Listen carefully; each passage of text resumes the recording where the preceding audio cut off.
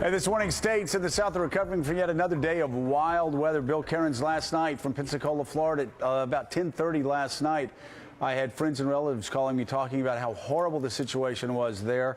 A couple ready to get into a bathtub because they had heard of a tornado warning right in their area. And as you said, the waters, the flooding is historic.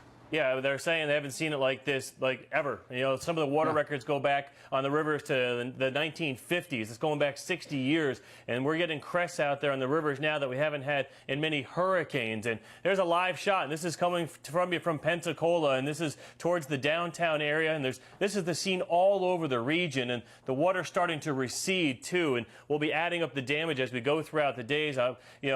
I just had some pictures that just are going on social media that are just, there's a 4-year-old girl in a kayak in her living room in Gulf Shores, Alabama. I mean, these pictures are just so much water so fast came down. They had 6 inches of rain in 45 minutes in Pensacola. Imagine that, 6 inches of rain in 45 minutes. There's no water system anywhere in the country or world that can handle that much rain that fast. And it's starting to slowly move out now. Even Destin got nailed almost a foot of rain in the last 24 hours. Panama City's got a really bad thunderstorm over you got flash flooding going on, and Mobile was horrible last night, and they had some amazing water rescues that were done there by the firefighters. And there's, the rain's going up the East Coast. The worst of the flooding is by far down there on areas of North Florida. We did get spared. It's interesting. We didn't get the tornadoes yesterday, but we did have this horrible flooding, and we're still actually recovering from the tornadoes that we dealt with the 2 days before. We want to go to NBC's Dylan Dreyer in Pearl, Mississippi, where Dylan, everyone's still just, probably still getting out of the shock stage, aren't they?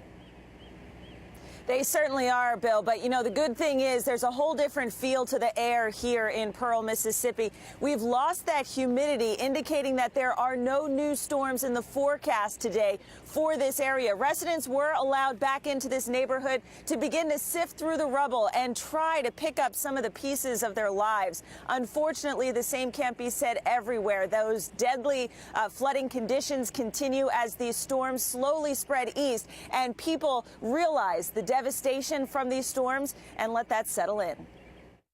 From hell to high water, firefighters had to rescue this man from a fast-moving creek in Mobile as lightning lit up another stormy night in the south, with hundreds of reported strikes from the Mississippi Delta up into Georgia.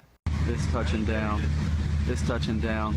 More than 130 twisters reported since Sunday, from Kansas. Why does this have to happen to our house? To North Carolina. We were running from one end of the house to the other, trying to hurry up and get everybody in the bathroom. But a branch which hit this house came crashing in. The human toll is growing, with more than 30 people dead, among them John Servati, a swimmer at the University of Alabama. Friends say he died a hero by holding up a concrete wall long enough for his girlfriend to get out from under it before it collapsed again on him. John was a hero every day, just constantly doing great things, so the fact he did that doesn't surprise me at all. Daniel Wassum's heroism was never in doubt. An Iraq War veteran, his final brave act, shielding his 2 young daughters from falling debris. He really loved those girls, loved his wife, and what a great son he was. Wassum's father found his son's wedding photo in the wreckage. Man, he was a good boy, guys. I wish you knew him. In Pearl, Mississippi, Angie Comer took us through what's left of her mother's home. This is her place. Comer says her mother usually ignores the warnings. But what made her leave this time? She had her grandbabies with her.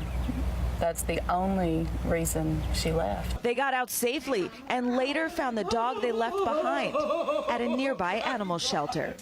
Mom is so sorry. I love you.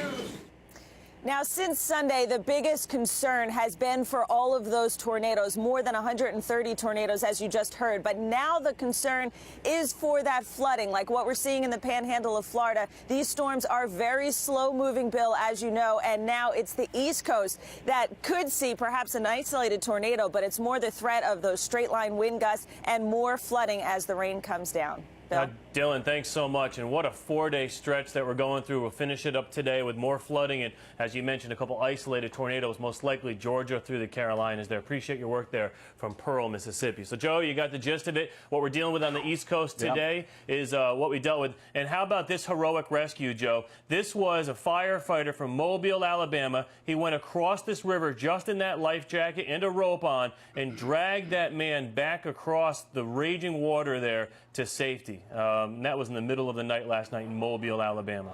Frightening stuff. All right, thank you so much, Bill. Really do appreciate it. Coming up next, how only one man took the fall for the worst economic collapse in financial history.